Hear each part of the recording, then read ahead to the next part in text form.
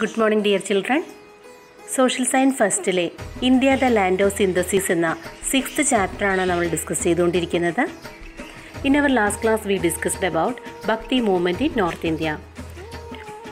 Today we are discussing women representation in Bhakti movement. Many women were attracted to Bhakti movement. Poetess Mirabai of Rajasthan was famous among them.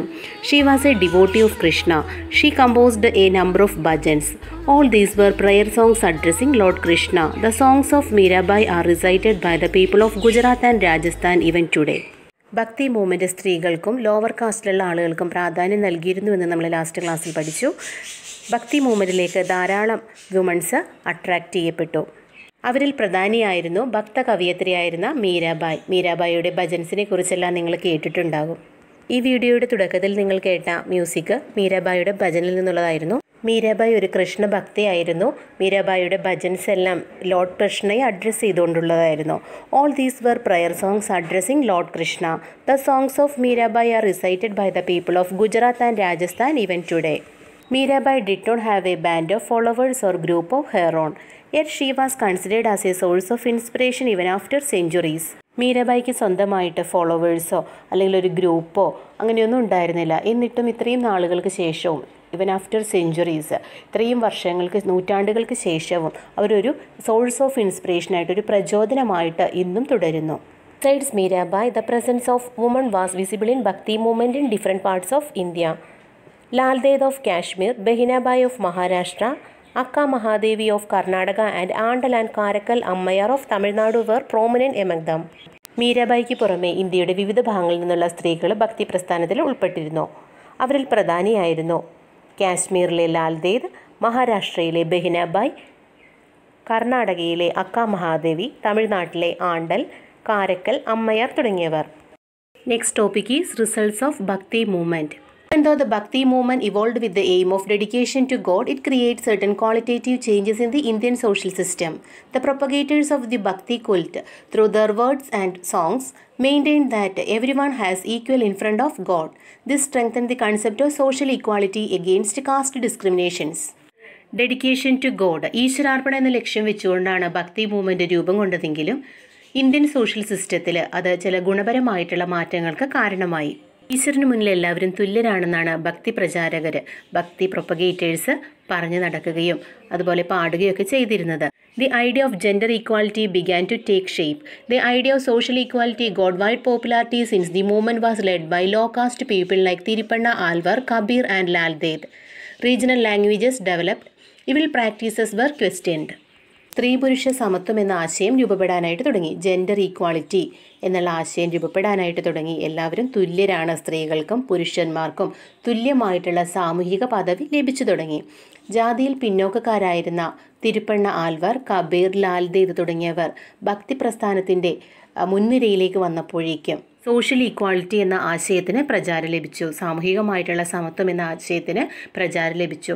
വളരെയധികം ജാതീയമായിട്ടുള്ള വ്യത്യാസങ്ങളെല്ലാം നിലനിന്നിരുന്ന കാലഘട്ടമായിരുന്നു. Lower കാസ്റ്റിൽപ്പെട്ട തിരുപ്പണ്ണ Alvar, Kabir, Lal ദേദ് തുടങ്ങിയവർ ഭക്തി പ്രസ്ഥാനത്തിൻ്റെ മുൻനിരയിലേക്ക് എത്തിയപ്പോൾ സാമൂഹികമായിട്ടുള്ള സമത്വം, social equality എന്ന ആശയത്തിന് പ്രചാരം ലഭിച്ചു. റീജിയണൽ ലാംഗ്വേജസ് വികസിച്ചു. സാമൂഹികമായിട്ട് നിലവിലുണ്ടായിരുന്ന ഇവിൾ പ്രാക്ടീസസ്, അനാചാരങ്ങൾ ചോദ്യം ചെയ്യപ്പെട്ടു. Next topic is growth of regional languages. The propagators of the Bhakti Sufi movement spread their ideas through their vernacular languages. This was to enable to common people to understand them. This resulted in the growth of regional languages. Many languages such as Punjabi, Kannada, Telugu, Oriya, Assami, Marathi, Bengali, Sindhi and Malayalam evolved during this period. ഇന്ത്യയൊട്ടാകെയുള്ള ഭക്തി സൂഫി propagators അവരുടെ ആശയങ്ങൾ പ്രചരിപ്പിച്ചത് അതത് പ്രദേശത്തുള്ള ഭാഷയിലായിരുന്നു, പ്രാദേശിക ഭാഷയിലായിരുന്നു. സാധാരണ ജനങ്ങൾക്ക് മനസ്സിലാക്കാൻ വേണ്ടിയാണ് അവരങ്ങനെ ചെയ്തിരുന്നത്. ഇത് റീജിയണൽ ലാംഗ്വേജസിൻ്റെ, പ്രാദേശിക ഭാഷയുടെ വളർച്ചയ്ക്ക് കാരണമായി. ഓരോ പ്രദേശത്തെ ആളുകൾ സംസാരിക്കുന്ന ഭാഷയ്ക്ക് വ്യത്യാസമുണ്ട്. അപ്പോൾ ആ പ്രാദേശിക ഭാഷയിലായിരുന്നു ഭക്തി സൂഫി പ്രൊപ്പഗേറ്റേഴ്സ് അവരുടെ ആശയങ്ങൾ പ്രചരിപ്പിച്ചിരുന്നത്. അതുകൊണ്ട് തന്നെ ഭക്തി സൂഫി മൂവ്മെൻറ്റിന് നല്ല പ്രചാരം ലഭിച്ചു. പഞ്ചാബി, കന്നഡ, തെലുങ്കു, ഒറിയ, ആസാമീസ്, മറാത്തി, ബംഗാളി, സിന്ധി, മലയാളം തുടങ്ങിയ ഭാഷകളൊക്കെ രൂപം കൊണ്ടത് medieval പീരീഡിലാണ്. In almost all parts of the country, Persian was the court language of the medieval period. Hence, many Persian words can be found in many regional languages. Out of the relationship between Persian and Hindi, a new language, Urdu, came into being. Urdu is the most important example of the cultural synthesis of India during the medieval period. Urdu, which was spoken in the Deccan, was strongly influenced by the languages such as Telugu and Marathi. Gradually, Urdu became the most popular spoken language of the towns. Medieval പീരീഡിൽ രാജ്യത്തെ മിക്ക ഭാഗങ്ങളിലും court language Persian ആയിരുന്നു. അതിനാൽ പല regional ലാംഗ്വേജസിലും Persian വാക്കുകൾ നമുക്ക് കാണാവുന്നതാണ്. പേർഷ്യനും ഹിന്ദിയും തമ്മിലുള്ള ബന്ധത്തിൻ്റെ ഫലമായിട്ട് പുതിയൊരു ലാംഗ്വേജ് രൂപം കൊണ്ടു, ഉറുദു. മിഡീവൽ പീരീഡിലെ ഇന്ത്യയിലെ കൾച്ചറൽ സിന്തസിസിൻ്റെ മികച്ച ഒരു ഉദാഹരണമാണ് ഉറുദു ലാംഗ്വേജ്. ഉറുദു എന്ന വാക്കിൻ്റെ അർത്ഥം ക്യാമ്പ് എന്നാണ്. വിവിധ ഭാഷക്കാരായിട്ടുള്ള പട്ടാളക്കാർ തമ്മിൽ സംസാരിക്കാൻ ഉപയോഗിച്ചിരുന്ന ഭാഷയായിരുന്നു ഉറുദു. ഇതിൻ്റെ വ്യാകരണം ഹിന്ദിയുടേതുപോലെയാണ്. ഇതിലെ പല വാക്കുകളും പേർഷ്യൻ, ടർക്കി, ഹിന്ദി തുടങ്ങിയ ഭാഷകളിൽ നിന്നുള്ളതാണ്. Urdu, which was spoken in the Deccan, was strongly influenced by the languages such as Telugu and Marathi. Gradually Urdu became the most popular spoken language of the towns. In the western coast, merchants used Arabic. Soon it began to influence the regional language of that area.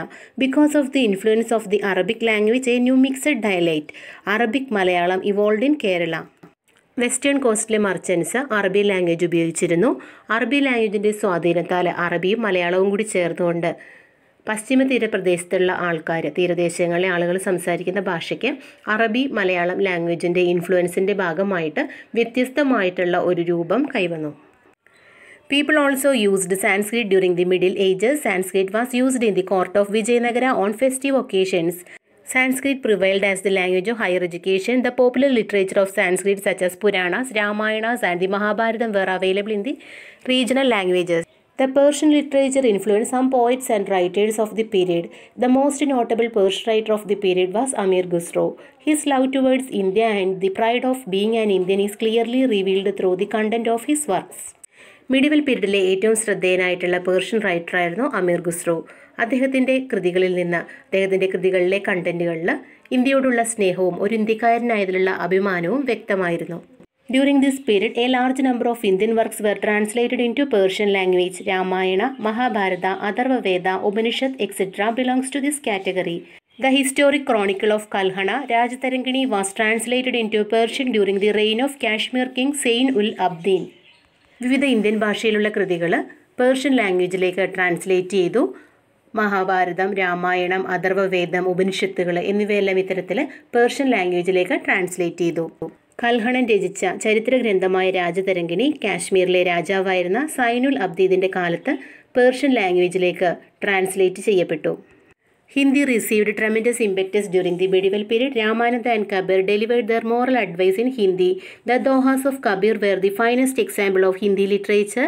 The Sursagar of Surdas, Ramacharitamanasam of Tulasidas and Bhajans of Mirabai and Padmavati of Malik Muhammad Jayasi enriched Hindi language. Medieval പീരീഡിൽ ഇന്ത്യയിൽ വികാസം പ്രാപിച്ച മറ്റൊരു ഭാഷയാണ് Hindi. രാമാനന്ദിൻ്റെയും കബീറിൻ്റെയും moral അഡ്വൈസുകളും കബീറിൻ്റെ ദോഹകൾ Hindi സാഹിത്യത്തിലെ മികച്ച സൃഷ്ടികൾക്ക് ഉദാഹരണമാണ്.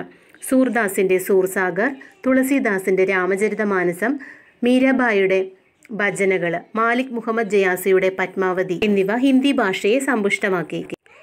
Examine the table given below. The progress of regional languages can be understood from this. Language Bengali, translated Mahabharata into Bengali. Authors Srigara Nandi Kavindran. Bengali Ramayana, Krittibas Ojha. ബംഗാളിലേക്ക് മഹാഭാരതം ട്രാൻസ്ലേറ്റ് ചെയ്തത് ശ്രീകരനന്ദിയും കവീന്ദ്രനുമായിരുന്നു. ബംഗാളിലേക്ക് രാമായണം ട്രാൻസ്ലേറ്റ് ചെയ്തത് കൃത്തിവാസ ഓജായിരുന്നു. അടുത്തത് മറാത്തി ലാംഗ്വേജ് ആണ്. Marathi ലാംഗ്വേജിൻ്റെ works, literature ഇവിടെ കൊടുത്തിരിക്കുന്നത് ഗീതാസ് ആണ്. അതിൻ്റെ ഓതർ വാമന പണ്ഡിറ്റായിരുന്നു. ഒറിയ ലാംഗ്വേജിലെ കാവ്യാസ് ആണ്. സരളദാസ് ആണ് അതിൻ്റെ ഓതർ. മഹാഭാരതം, രാമായണം തുടങ്ങിയവ പേർഷ്യൻ ലാംഗ്വേജിലേക്ക് ട്രാൻസ്ലേറ്റ് ചെയ്തത് നമ്മൾ കണ്ടു. അതുപോലെ മറ്റ് ഇന്ത്യൻ ഭാഷകളിലേക്കും രാമായണവും മഹാഭാരതവും എല്ലാം ട്രാൻസ്ലേറ്റ് ചെയ്തിട്ടുണ്ട്. തെലുങ്കു ലാംഗ്വേജിലേക്ക് ട്രാൻസ്ലേറ്റ് ചെയ്തിരിക്കുന്നത് നന്നയ്യ, തിക്കന, യവരപ്രഭ എന്നിവരാണ്. മിഡിവൽ പീരീഡിലെ പ്രധാന തമിഴ് ലിറ്ററേച്ചറായ തിരുമുറൈ രചിച്ചത് അപ്പർ സമ്പന്തർ എന്നിവരായിരുന്നു. മറ്റൊരു തമിഴ് ലിറ്ററേച്ചറായ നാലായിര പ്രബന്ധത്തിൻ്റെ ഓതേഴ്സ് ആൽവാഴ്സ്. കന്നഡ ലാംഗ്വേജിലെ പ്രധാന ലിറ്ററേച്ചറായിരുന്നു കവിരാജമാർഗം അതിൻ്റെ ഓതർ അമോഘവർഷനാണ്. മലയാള ഭാഷയിലെ വിടിവൽ പീരീഡിലെ മലയാള ഭാഷയിലെ പ്രധാന ലിറ്ററേച്ചർ ആധ്യാത്മരാമായണം കിളിപ്പാട്ട്, അതിൻ്റെ ഓതർ എഴുത്തച്ഛൻ. ടേബിൾ നന്നായി പഠിക്കുക. വുമൺ റെപ്രസെൻറ്റേഷൻ ഇൻ ഭക്തി മൂവ്മെൻറ്റ്, റിസൾട്ട്സ് ഓഫ് ഭക്തി movement, growth of regional languages, ഈ ടോപ്പിക്കുകളാണ് നമ്മൾ ഡിസ്കസ് ചെയ്തത്. എല്ലാവർക്കും ക്ലിയർ ആയി എന്ന് വിചാരിക്കുന്നു. Okay, thank you.